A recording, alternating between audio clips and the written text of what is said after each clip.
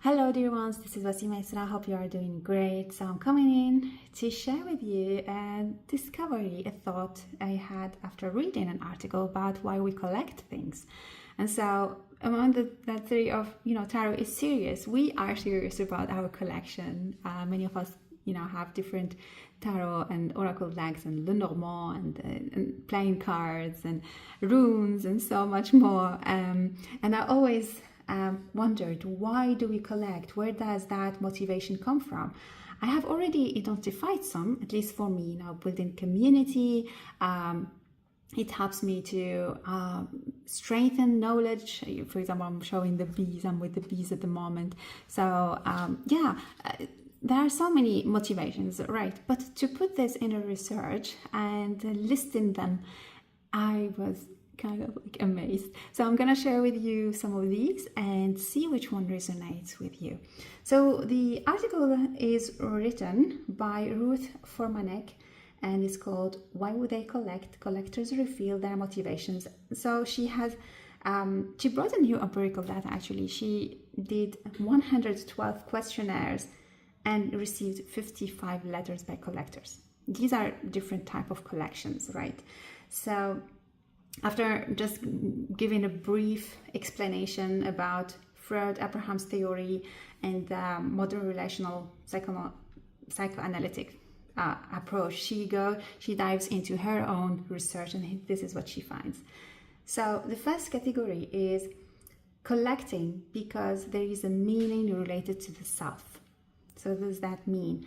It means that it can help us to cope with situations, to cope with low mood, with stress. It can help us to master a topic or gain expertise on a certain, like I said, about the bees here. It helps to support self-esteem and maybe to feel unique when we have a special deck that, nobody else has. And it has that aspect of excitement because, when we acquire things, there's excitement to us, discovering something new.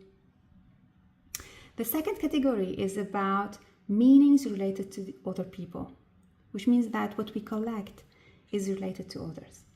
Collecting helps us to have a community, such as what we have here, to have friends that have the same passion. That feeling of belonging as well. So the objects become a symbol of a relationship or like history. And some collectors even have like this, they want a status, they seek a status. They have an identity, I see when I go to expos, whether I sell books, or, having that hat of tarot reader or cartomancy. So you have an identity, and when people see that, they relate you to many other topics, energy healing and so on. So it's kind of a doorway, tag, I would say. It could be positive or negative depending on the environment. The third aspect is about preservation and restoration and history. This is very interesting. So and some of you might recognize that by collecting some decks that are going out of print and keeping them not just for money, that's also another aspect, keeping them as a history, the history of tarot, or the books. For myself, books are really important. So preserving the past, saving these books and these cards for the future, for future uses, for me or for others. Could be restoring some of these cards, kind of like putting a coating on them, or so it's connected to preservation of history, preservation of a heritage as well. And then I go to the next point, the fourth, which is financial investment.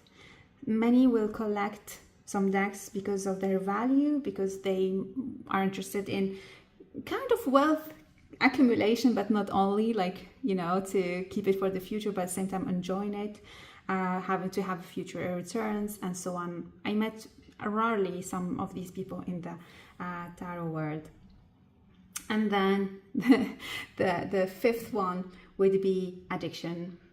yes, we have to admit that collecting is related to addiction and compulsion. So it's not only about feeling good because we are buying, but it's kind of something about obsessing, compulsion, following the compulsion to buy.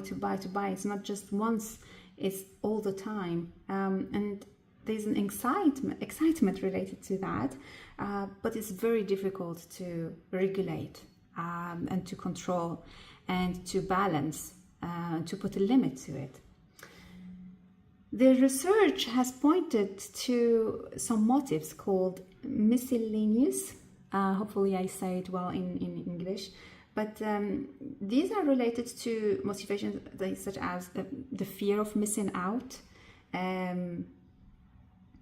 maybe kind of, building kind of a personal intellect, saying that, okay, if I have all of these, it means that, they are nourishing me. I feel something because I have this intellectually, for example.